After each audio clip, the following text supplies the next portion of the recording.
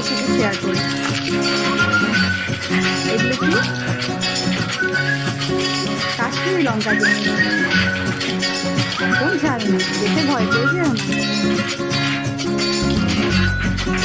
আমার আজকে খুব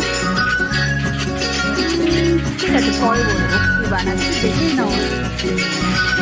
কাশ্মীরি লঙ্কাগুলোতে এখানে গরম জল দিয়ে দিয়েছি, দিয়ে 10-15 মিনিট ভিজিয়ে রেখেছিলাম।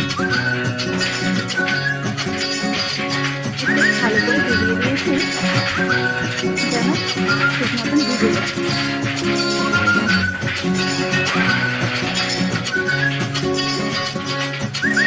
একদম ভয় পেও না, একটুও ঝাল ছিল না। এবার মিক্সিটা ধুয়ে নিয়ে সব লঙ্কাগুলো ধীরে ধীরে দিয়ে দিচ্ছি। আমি এটা করার সময় একটা লঙ্কা ছিঁড়ে একটুখানি মিশিয়ে দিয়ে দেখেছিলাম, ঝাল নেই, এই বড় বড়। এটার মধ্যে আমি পরে আরো কিছু কিছু জিনিস অ্যাড করে দেবো, তোমাদের দেখিয়ে দেবো। এখন রসুন দিয়ে দিয়ে ভালো করে এটাকে মিক্স করে দেবো। এবার দিয়ে দিচ্ছি আমচুর পাউডার। আমচুর পাউডার কিন্তু আমার এমনি খেতেও বেশ লাগে, বেশি করে দিয়েছিলাম। এরপর দিয়ে দেবো 1 ইঞ্চি মতো আদা আর ধনিয়া গুঁড়ো দিয়ে পেস্ট করে নিয়ে আমি তাওয়াটা গ্যাসে বসিয়ে দিয়েছি। দিলাম, তেলটা একটু গরম হয়ে গেলে দিয়ে দেবো জিরে গুঁড়ো, প্রথমে জিরে দিয়েছিলাম, আর দিয়েছি হিং।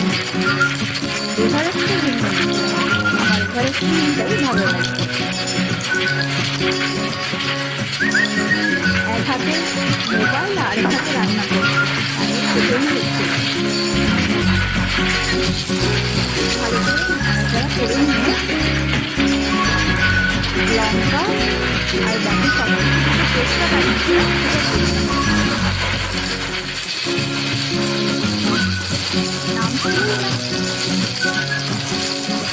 তরকারি অনেক মনে করলাম আমি দেখছি এটা বেশি হয়ে গেছে, কারণ আমার কাছে আরো কিছুটা লঙ্কা পরে আমি দিয়ে দিচ্ছি।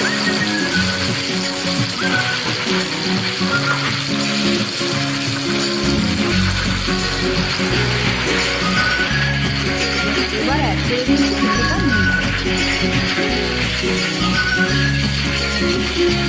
নুন ছাড়া তো সব কিছুই শুকনো, এটা ভুলে গেলে চলবে না।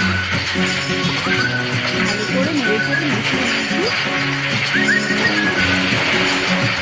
গ্যাসের আঁচটা একটু কম করে দিয়েছিলাম, বাইরে ঘন্টা বৃষ্টি হচ্ছিল। এর মধ্যে এই দেখো নামানোর আগে শেষে 1 চিমটে চিনিও মিশিয়ে দিয়েছি, এতে করে স্বাদটা ব্যালেন্স হয়ে যাবে। ভালো করে মিশিয়ে মিশিয়ে মিশিয়ে মিশিয়ে যখন তেলটা আস্তে আস্তে করে ছেড়ে দিচ্ছিল, তারপর আমি নামিয়ে নিচ্ছি।